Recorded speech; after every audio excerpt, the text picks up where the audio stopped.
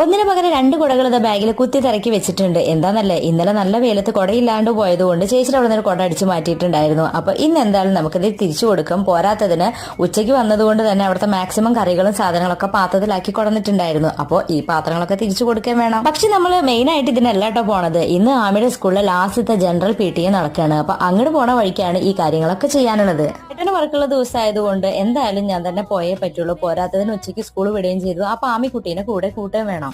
എല്ലാ സമയത്തും ഈ ബസ്സിന്റെ സമയം എന്നെ ഇങ്ങനെ പറ്റിക്കാറുണ്ട്. ഞാൻ സ്റ്റോപ്പിൽ എത്തുമ്പോൾ 1:25 ആയിട്ടുള്ളൂ കേട്ടോ. പക്ഷെ ബസ് വരുന്നത് 1:40. അന്വേഷിച്ചപ്പോഴാണ് അറിഞ്ഞത് അതാണത്തെ ബസ്സിന്റെ സമയം. ആമിക്കുട്ടി ഇത് സ്കൂൾ വിട്ടപ്പോഴേ തന്നെ ചേച്ചിയുടെ വീട്ടിലെത്തിയിട്ടുണ്ട്. ഇച്ചു ആമിയും കൂടിയിട്ട് നല്ല TV കാണലാണ്. ഞാൻ വന്ന പാടെ തന്നെ ഫാനൊക്കെ ഇട്ടിട്ട് അതിന് ചോട്ടിലിരിക്കുകയാണ്. ചേച്ചിനും കൂട്ടിയിട്ട് ഇത് നേരിട്ട് മീറ്റിങ്ങിന് പോയിട്ടാ. തുടങ്ങിയിട്ടേ ഇല്ല. ടീച്ചേഴ്സിനെ പറഞ്ഞിട്ട് കാര്യമില്ല. പാരന്റ്സ് എത്തിക്കഴിഞ്ഞാൽ മീറ്റിംഗ് നടത്താൻ പറ്റുള്ളൂ. നോമ്പൊക്കെ ആയതുകൊണ്ടാവും. ഇത് ഗെയിം ഒന്നല്ല കേട്ടോ. അഭിപ്രായം പറയാൻ വേണ്ടി മൈക്ക് തന്നപ്പോൾ അത് പാസ് ചെയ്യണ കാഴ്ചയാണ്. ഇനി ഇവിടെ കുട്ടികൾ കൃഷി ചെയ്ത് വെണ്ടയ്ക്ക ഉണ്ടായിരുന്നു. അങ്ങനെ ഓരോ കിലോ വെണ്ടയ്ക്കായിട്ട് വീട്ടിലേക്ക് പോകുന്നു.